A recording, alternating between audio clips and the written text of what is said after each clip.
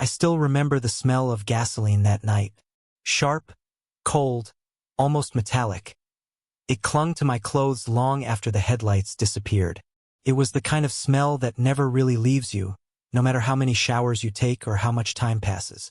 Maybe that's why, even years later, I still feel like I'm standing there, in that flickering yellow light, watching the taillights of my parents' car fade into the dark highway. It was supposed to be a road trip, just a simple weekend escape, me, Mom, Dad, and my younger sister, Emma. We hadn't done something like that in years, and when Dad suggested it, I actually thought he was trying to fix things. Maybe that's what made it worse. Maybe that's why the whole thing still burns when I think about it. I was 20 at the time, old enough to see through their patterns, but still young enough to want their approval. I just dropped out of college, something they never really forgave me for, and things at home had been tense. I told them I needed a break from everything, but I think they heard something else. I think they heard weakness. The drive started normally enough. Dad played his old classic rock playlists. Mom scrolled through her phone, half distracted, and Emma slept in the back seat beside me. The hum of the tires against the road filled the silence that sat between us like fog. Every so often, Dad would glance at me through the rearview mirror, not to talk, just to make sure I was still there. There's something strange about families, how silence can say everything words don't. The road stretched on forever. Flat fields, long shadows, a sky bruised with the last traces of sunset. It should have been peaceful, but it wasn't. Every bump in the road felt heavier than it should have. Every mile stretched out like time refusing to move forward. We stopped at a gas station just before midnight, one of those lonely ones on the edge of nowhere. Fluorescent lights buzzed overhead, and a thin mist hung in the air, making everything look softer, more unreal. I remember stepping out of the car and breathing in the cold. It felt good, clean, like an escape from the thick silence inside the car. Dad told me to grab a few snacks from the store. I went in, found a couple of sodas, a bag of chips, nothing special. When I came back out, their car was gone. At first, I didn't panic. I thought maybe Dad had moved the car to another pump, or maybe he'd gone to check the tires. The gas station was quiet, just the sound of the wind brushing against the flag out front, the hum of a distant highway. I walked around the building, expecting to see them waiting with those tired smiles they wore when they pretended everything was fine. But they weren't there. The parking lot was empty except for a truck idling in the corner and an old man smoking a cigarette near the vending machine. I waited. 5 minutes. 10. 20. I tried to call them, but my phone was dead. No charger, no signal. I stood under the buzzing light, staring at the empty road, and something inside me began to shift. It started as confusion, then turned into this low, dull ache in my stomach. I kept thinking, they'll come back. This is just a mistake. Maybe Dad went to get something. Maybe Mom needed to use the bathroom somewhere else. But deep down, I knew it wasn't that. I knew it even then, because I remembered the way Dad had looked at me before I went inside. That faint smirk, that glint in his eye he used to get when he was about to teach me a lesson. He used to say I needed to toughen up, that the world wouldn't wait for me to catch up. I don't think I ever realized how far he'd go to prove his point. I sat on the curb, listening to the hum of the neon lights, and tried not to think too much. The minutes stretched out like hours. Every pair of headlights that passed made my heart jump. Every shadow felt like a promise that broke the moment it moved on. After about an hour, I walked into the gas station store again. The cashier looked at me with tired eyes and asked if I was okay. I told him my parents were just running late, pretending to sound casual, like I wasn't already unraveling inside. He nodded slowly. Maybe he didn't believe me, or maybe he just didn't care. That's the thing about being stranded. The world keeps moving even when you don't. Eventually, I walked outside again, sat back down and waited. I watched the clock on the sign flick from 1 to 2 a.m. The mist had turned into a thin drizzle by then, cold and quiet. It soaked through my hoodie, clung to my skin, and I could feel the weight of it, like the night itself wanted me to remember this moment forever. And I do, because that was the night I realized something important about my family. That love in our house was a performance. We smiled for the photos, said the right words at the right times, but underneath it all, there was always this sharp edge. My dad's jokes were never really jokes. They were tests. And my mom, she never stopped him. She always stood behind him, pretending she didn't see what was happening. When the clock hit 3 a.m., I stopped waiting. I walked toward the highway, my shoes crunching against the wet gravel, the sound of passing trucks roaring like waves. I didn't know where I was going, just away. Away from that buzzing light, that gas station, that night that smelled like gasoline and rain. Somewhere deep inside, a small voice kept whispering that this couldn't be real, that any minute now, I'd see the car pull over on the shoulder and hear Dad's laugh cutting through the night, that they'd say it was just a joke, a harmless prank. But that car never came. By sunrise, I was still walking. My legs ached, my throat was dry, and I could feel the sting of betrayal settle deep in my chest. Not just because they'd left me, but because I understood what it meant. They didn't just want to scare me. They wanted to break me. When I finally made it to a small diner miles down the road, I found a payphone and called a friend, one of the few I still had left. He drove out and picked me up without asking questions. I didn't tell him what happened right away.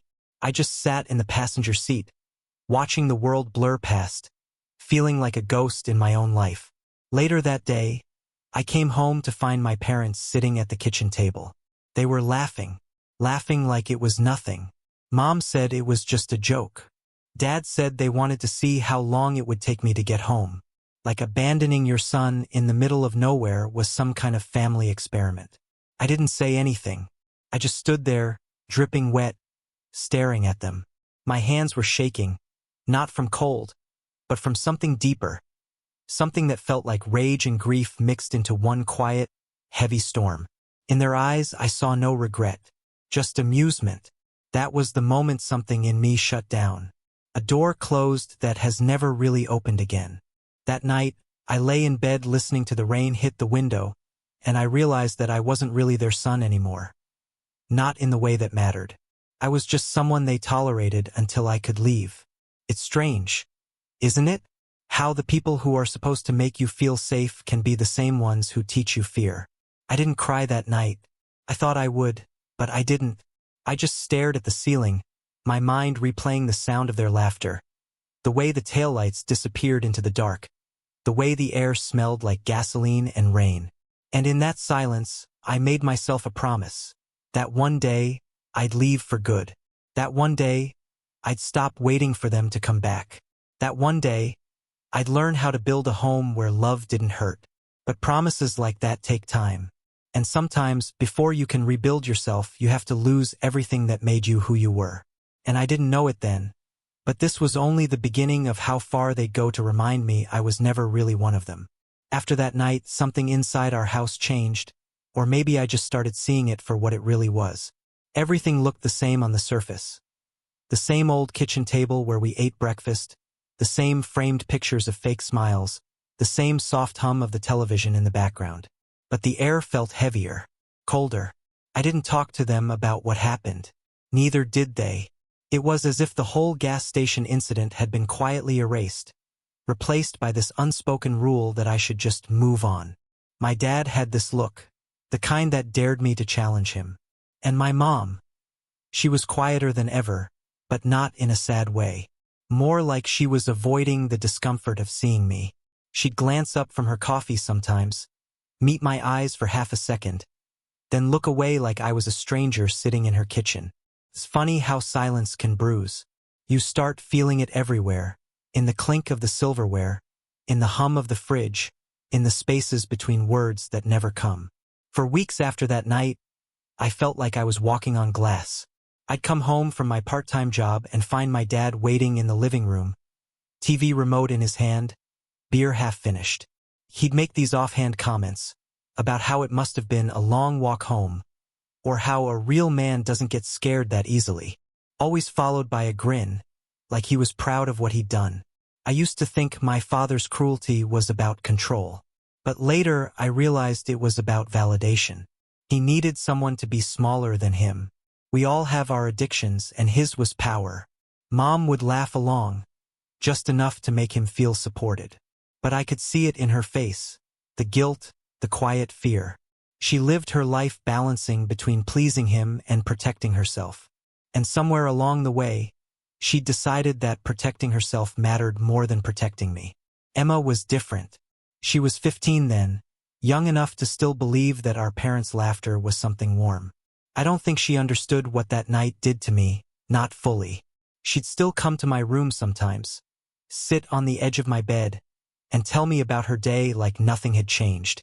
And I'd listen because she was the only thing that still felt human in that house. But even she started to pull away. Maybe it was my fault. I was colder, quieter. I didn't trust anyone. Couldn't. One evening, about 2 months after the gas station, I overheard my parents talking in the kitchen. I was sitting on the stairs, listening through the half-open door, something I'd done too many times as a kid. Dad was saying that I needed to learn respect, that maybe what he did wasn't enough. Mom told him to let it go, but she didn't sound angry, just tired, defeated. That was the first time I realized they didn't see it as a mistake. They saw it as discipline. They thought leaving me there, abandoning me in the middle of the night, was some kind of twisted lesson about independence, about manhood. And the thing is, part of me believed them. That's the dangerous part about growing up in a house like that. The abuse doesn't feel like abuse when it's wrapped in words like lesson and love. I started spending more time away from home. I'd stay late at work or just drive aimlessly for hours in my old beat-up car, headlights cutting through the dark like I was chasing some invisible finish line. I wasn't running from them, not exactly. I just didn't know where else to go. Sometimes I'd end up near that same highway, the one that led to the gas station. I never went inside again, but I'd park nearby and just sit there, watching the trucks pass. The sound of engines roaring through the night felt oddly comforting. Predictable, unlike people. There was one night I remember more than the rest. I was sitting there, engine off, window cracked open, the cold air biting at my face. I thought about calling Dad. Not to talk, just to ask him why. Why that night? Why that way? But I didn't. Because I already knew what he'd say. He'd say I needed to learn how to survive. That the world doesn't wait for the weak. But I wasn't weak. I was just tired. Tired of trying to earn a kind of love that came with conditions. Tired of pretending their cruelty was something noble. I think that's when the distance really began, not just physical but something deeper. I started seeing them as two people I just happened to share a house with. The word family stopped meaning what it used to. Emma noticed it too. She'd ask me to stay for dinner, tell me I was making things worse by avoiding them. She still had that soft hope in her voice, the kind that comes before disappointment. I didn't have the heart to tell her that I wasn't avoiding them. I was protecting what little was left of myself. But no matter how far I tried to distance myself, my father had a way of pulling me back in. He'd find reasons to provoke me. Small things like leaving my keys on the counter or not answering fast enough when he spoke. He'd smirk, waiting for me to react, to give him the fight he wanted. But I didn't. I stopped giving him that satisfaction. And that drove him mad. There's a quiet power in not reacting, but it also paints a target on your back. The more I ignored him, the more he tried to get under my skin. The jokes got meaner. The tests got bolder. Sometimes, I'd wake up to find my car moved from the driveway to the next street over. Other times, he'd hide my things, my wallet, my phone, just to watch me panic. And Mom, she'd pretend she didn't see. There was one afternoon, I remember it vividly. I came home early from work, and as I stepped into the kitchen, I heard laughter. My dad and Mom were sitting at the table watching something on his phone. When they noticed me, the laughter stopped. He turned the phone toward me. It was a photo of me, from that night at the gas station. I didn't even know they'd taken one. I looked soaked, scared, standing under that buzzing light. Dad called it a memory. Mom just looked down at her coffee, her hands trembling slightly. That was the moment the humiliation settled in. Not just because they'd done it, but because they'd kept it like a trophy. Something inside me cracked. But instead of breaking down, I went quiet, still, like a lake before a storm. That night, I packed a small bag, just clothes, some cash, and an old photo of me and Emma from when we were kids. I didn't plan to leave right away. I just needed to be ready, because I knew, deep down, that one day soon, I'd have to walk away for good. But leaving isn't as simple as it sounds. When you grow up in that kind of chaos, you start believing that you owe them something, an explanation, forgiveness, closure. It's a lie, but it's a hard one to unlearn. In the following weeks, I started saving every bit of money I could. I took extra shifts, skipped meals, told my boss I was planning to move. I didn't tell Emma. Couldn't. She still believed there was something worth saving in that house. Then one night, as I came home late from work, I found Dad waiting for me again. Standing in the doorway, arms crossed, that same mocking grin on his face. He told me he was proud of me for finally learning how to be a man. I just stared at him, my chest burning, my fists clenched in my pockets. He didn't know it, but that was the last time he'd ever see that look in my eyes. The look of someone still hoping to be loved. After that, I stopped talking to him altogether. No more reactions, no more engagement. Just silence. It was the only weapon I had left. But silence has a cost. It builds pressure. And one day that pressure breaks. And when it did, when the truth of who they really were finally came out, it wasn't just painful. It was devastating. Because the night they left me at the gas station, it hadn't been spontaneous. It had been planned. It was late autumn when I found out the truth. The kind of night where the air carries the smell of burnt leaves and the streets glow orange under dying streetlights. The world felt quiet, like it was holding its breath. I remember sitting in my car, the engine off, watching the fog creep up along the windshield.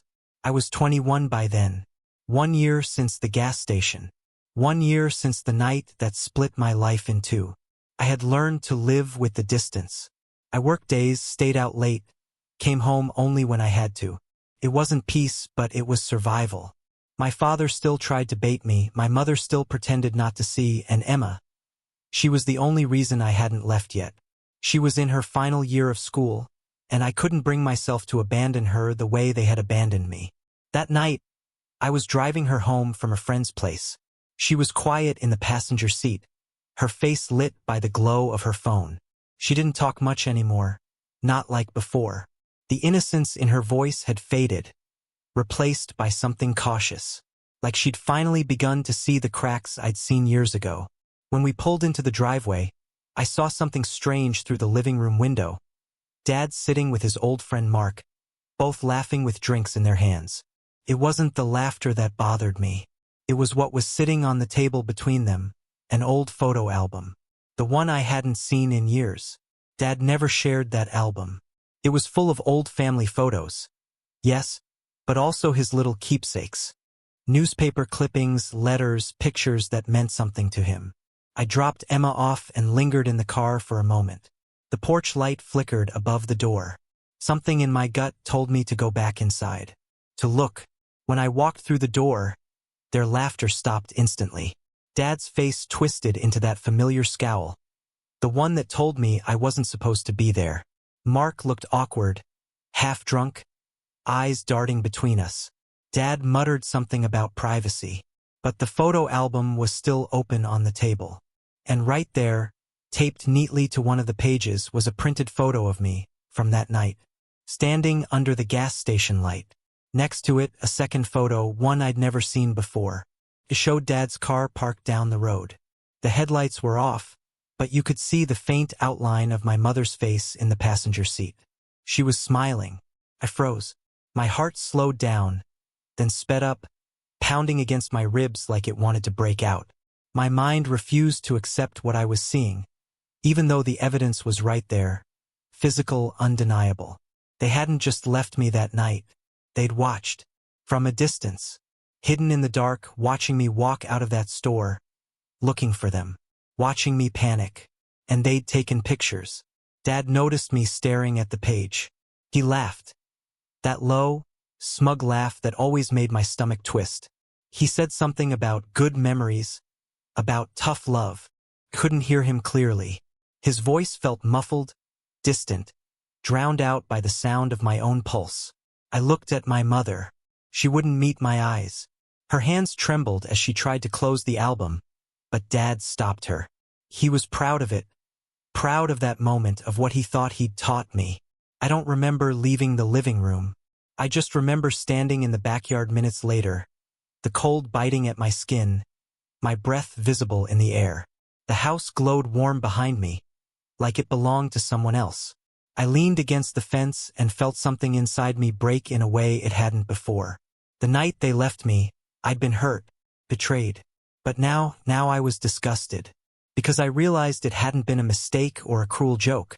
It had been deliberate. A game. I couldn't stop picturing them sitting in that car, engine off, watching me under that light. My dad laughing. My mom maybe saying they should stop, but not enough to make him listen. Not enough to leave him. And for the first time, I didn't just hate my father. I hated her too. Because silence can be as violent as cruelty. I stayed outside for a long time that night. The grass was wet beneath my shoes, the cold seeping into my bones. Every memory I had of them replayed in my mind. The family dinners, the fake smiles, the holidays that always ended in shouting. None of it felt real anymore. It all looked staged, rehearsed. When I finally went back inside, the photo album was gone. The living room was empty. Only the smell of alcohol lingered in the air. I didn't sleep that night. I sat in my room, staring at the wall, thinking about all the times I defended them to myself. All the times I told myself that they loved me in their own way, that maybe I was too sensitive. But that night erased all of it. The next morning, when I came downstairs, Mom was alone in the kitchen.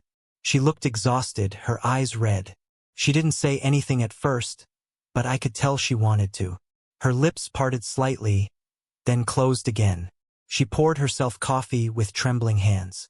I stood there for a long moment, waiting for her to acknowledge what I'd seen, waiting for her to say something.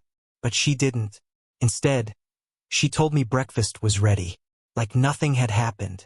That's when I understood. She wasn't a victim anymore. She was a participant.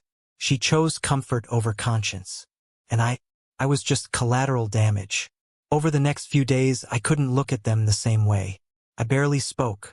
I went to work, came home, stayed in my room. But the silence started to eat at me. I needed to do something, not for revenge, but for clarity. I needed to see it for myself. So one evening, when they were both out, I searched the house. The drawers, the cabinets, the attic. I wasn't even sure what I was looking for. Proof, maybe, that what I saw wasn't real. That the photo had been some sick mistake. But instead, I found more. In the bottom drawer of my father's desk, under a pile of old receipts and papers, was a small black folder. Inside were printed pictures, not just from that night, but from years before. Photos of me, sleeping. Photos of me walking home from school. Even one of me sitting in the yard, looking lost. Each picture had notes scribbled on the back. Dates, times, comments. Needs discipline. Still too soft. Doesn't learn. I felt sick. My hands shook as I flipped through them. This wasn't tough love. It was obsession. Control. Every memory I had of him, every lesson he tried to teach, suddenly made sense. The constant watching, the criticism, the tests. He'd been documenting me, like I was a project, not a son. And the worst part? Mom knew. Her handwriting was on some of the notes too. That realization hit harder than anything else. Because it meant she'd been complicit all along. In every humiliation, every cruel trick, every moment I thought was just a bad day. She'd helped him shape me into someone he could break. I sat there for what felt like hours, surrounded by those pictures. The house silent except for the faint ticking of the clock on the wall. That's when I decided I couldn't stay. Not another night.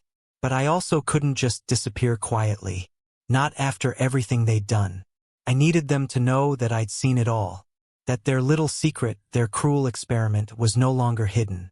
So I gathered the photos, the notes, and left them spread across the kitchen table. Every single one. The proof of their cruelty, laid bare under the pale morning light. When they'd wake up, they'd see it. They'd know that the son they thought they'd broken finally saw through their lies. As I closed the front door behind me, I didn't look back. But even as I walked away, The question that haunted me wasn't why they did it. It was how long they'd planned it. How long they'd been waiting for the right moment to remind me I was never really one of them. The morning I left, the air felt strange. Lighter, somehow, even though my chest was heavy with everything I'd just done. I didn't take much, just my bag, the photo of me and Emma, and a few dollars from the drawer I used for rent money. My car keys felt cold in my hand. When I stepped outside, the sun was barely up. The neighborhood was still asleep, the kind of stillness that makes every sound louder. The gravel under my shoes, the creak of the car door, the quiet click of the engine starting. It all sounded final. For a second, I looked back at the house. The curtains were drawn, the porch light still flickering. It looked peaceful from the outside, the kind of house that people drive past and think, that's a good home. But behind those walls was something else entirely. Something dark. Something that thrived in silence. I didn't stay to watch their reaction. I didn't want to. The pictures, the notes, the evidence, I left them all on the table like a mirror they couldn't look away from. As I drove away, the sun started to rise behind me, spilling light across the empty road. The sky turned from blue to gold to pale white, and for the first time in years, I felt something close to calm. Not happiness, that word didn't fit yet, but a fragile sort of clarity. I drove with no destination, just the hum of the tires and the sound of my heartbeat syncing with the rhythm of the road. Every mile felt like shedding a layer of something heavy I'd carried for too long. By noon, my phone started buzzing, call after call from my mother's number, then my father's. I didn't answer. The sound of it vibrating against the seat felt like an echo from a life I was already leaving behind. Eventually, I turned it off completely. I found a small motel off the highway. It was quiet, old, the kind of place where no one asked questions. The room smelled faintly of bleach and cigarette smoke. I dropped my bag on the bed and sat down, my hands still shaking. The silence in that room felt different than the silence of my parents' house. This silence didn't demand anything. It just existed. It let me breathe. For the first time, I cried. Not loud, not messy, just quiet tears, the kind that come when your body realizes it's finally safe enough to fall apart. But the peace didn't last long. Around evening, there was a knock on the motel door. 3 sharp knocks, followed by silence. I didn't need to open it to know who it was. I could feel his presence, that weight in the air that always came before a confrontation. I waited. My heart thudded against my ribs. The knocking came again, louder this time. Then his voice, calm, controlled. He called my name the way a teacher calls a student who's about to be punished. I stayed still. He said he just wanted to talk, that we were family, that I was overreacting. The words made me laugh quietly to myself, not because they were funny, but because they were predictable. He hadn't come to apologize. He'd come to reassert control, to twist the truth into something small enough to fit his narrative again. When I didn't answer, he grew angrier. His voice shifted, that sharp edge returning. He said I was disrespecting him, that I'd embarrassed the family. I didn't move. After a while, I heard the sound of tires screeching as he left. When the silence returned, I sat back down on the bed, breathing slow, steady breaths. I realized something important in that moment, something that had taken me years to understand. Control only works if you let them think you need it. And I didn't anymore. Over the next few days, I stayed hidden. No calls, no texts. I found a small job at a diner nearby, enough to cover the motel rent. The routine was simple, quiet, the kind of life I'd always wanted, one without the constant weight of walking on eggshells. But even as I started to settle, a part of me kept wondering about Emma, whether she'd seen the photos, whether she understood. Then one afternoon, a letter arrived at the motel. No return address, just my name, written in shaky handwriting I recognized immediately, my mother's. I stared at it for hours before opening it. Inside was a single page.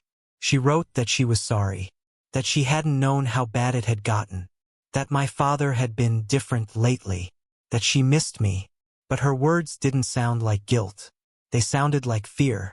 She said Dad had been furious after I left, that he'd torn through the house, shouting, breaking things, that he'd blamed her for everything. She wrote that he'd called me a coward, that he said I'd always been weak.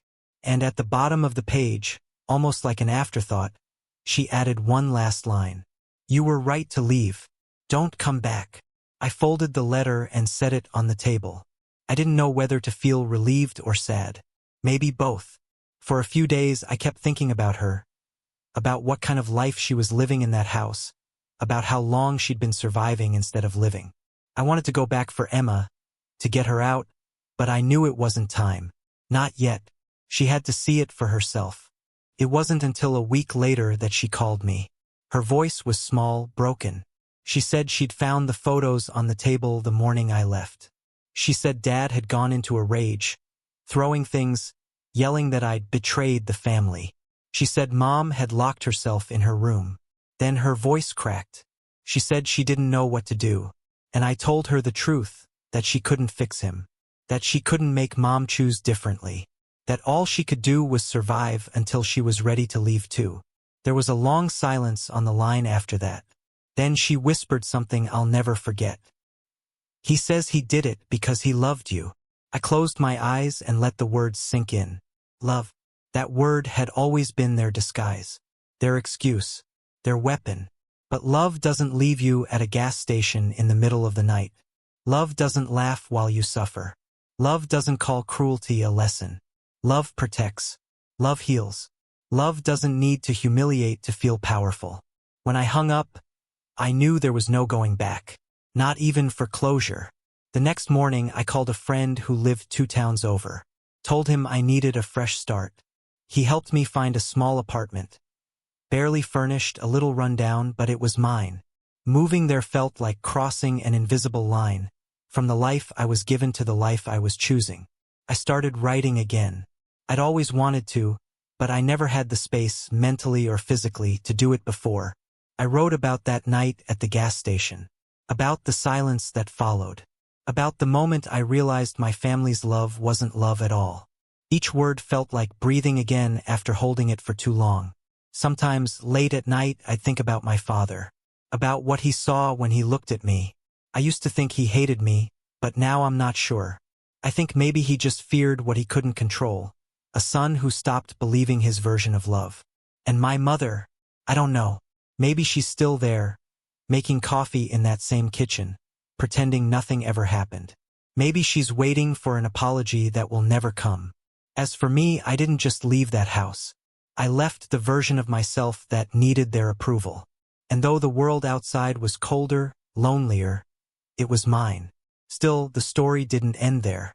Because sometimes, when you think you've escaped the past, it finds one last way to reach you. And when it did, it came from the one person I thought would never turn against me. It was 6 months later when the knock came. By then, my new life had started to feel almost normal. I was working steady hours at a garage, saving up a little, getting used to quiet mornings. I'd made a few friends, people who didn't know my past, who didn't look at me like I was damaged. I'd even started smiling again without realizing it. But the thing about peace is, it's fragile. One knock at the door can shatter it. It was late past midnight. The street was empty, the air cool. The knock was soft at first, almost hesitant. Then came another, louder one. I froze. For a moment, I thought it was him, that somehow he'd found me. My hands started to shake, memories flashing like lightning. His voice, his stare, that gas station. I forced myself to move, step by step, until I reached the door. My breath was unsteady, my palms slick with sweat. When I opened it, I saw her. Emma. She looked different, older somehow, even though it had only been months. Her eyes were tired, her clothes wrinkled, and her hair pulled back in a loose bun like she hadn't slept in days. She didn't say anything at first. She just stood there, tears welling up, then suddenly stepped forward and hugged me. For a long moment, neither of us spoke. I could feel her shaking in my arms. When she finally pulled away, she whispered, "I couldn't stay there anymore." We sat down on the couch. She told me everything. After I left, things had gotten worse. Dad had stopped pretending, the yelling, the threats, the constant blame. He'd started drinking more, accusing Mom of turning me against him. Emma said the house felt like it was always about to explode. Then one night it did. She said he came home drunk, screaming that I'd ruined everything. Mom tried to calm him down, but he pushed her hard. Emma had stepped in, tried to stop him, and he'd turned on her too. That was when she ran. She'd taken what she could, a small bag, her phone, a few dollars, and left in the middle of the night. She'd taken a bus for hours just to find me. I didn't know what to say. I just sat there, listening, the anger in my chest building with every word. I'd always hoped that maybe, just maybe, they'd learn something after I left. But instead, they'd gotten worse, meaner, more desperate to control what was left. That night, Emma fell asleep on my couch. I sat there for hours watching her breathe, remembering when we were kids, the way she'd sneak into my room when the yelling got bad, how we'd make up stories to distract ourselves. I realized then that she hadn't come to me because I was her brother. She'd come because I was the only person who'd ever left. The next morning, I made coffee for both of us. She looked fragile, like she might crumble if someone spoke too loudly. But beneath that, I saw something else. The same spark I'd once seen in the mirror. The beginning of defiance. She asked what we were going to do now. I told her we were going to start over. Properly this time. Together. It wasn't easy. Money was tight. My apartment was small. But we made it work. We got her enrolled in community college. She started working part-time at a bookstore. Slowly, I could see her coming back to life. Her laughter returning, her confidence building. Sometimes, late at night, we'd talk about the past. Not to relive it, but to release it. We'd talk about the little things, the moments we'd once thought were normal but now knew were not. Like the time Dad made me stand outside in the rain because I'd talked back. Or when Mom pretended not to hear him yelling. We didn't cry about it anymore. We just talked, calmly, like people describing someone else's story.